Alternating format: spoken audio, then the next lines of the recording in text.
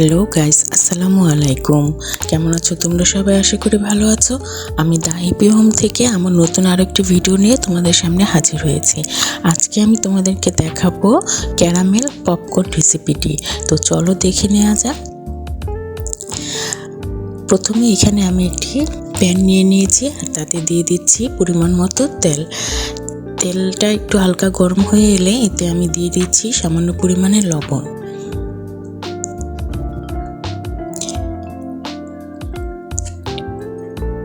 এভাবে ক্যারামেল করে পপকর্ন খেতে কিন্তু খুব মজা হয়। তো এখানে তেলটা গরম হয়ে এসেছে, এবার আমি এতে পপকর্নগুলো দিয়ে দিচ্ছি।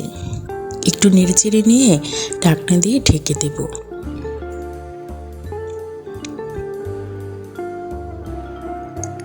দেখো পপকর্নগুলো কি সুন্দর করে ফুটে উঠছে।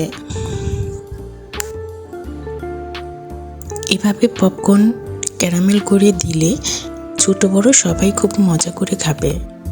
এই তো পপকর্নগুলো আমার ভাজা হয়ে গেছে।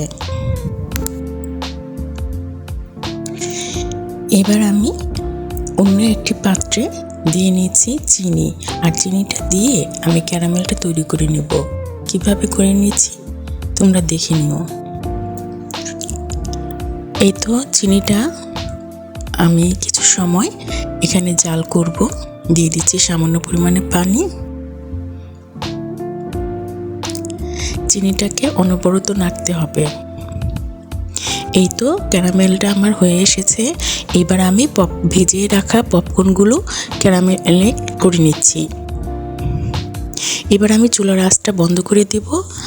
আর এই তো দেখো তৈরি হয়ে গেছে আমার ক্যারামেল পপকর্ন।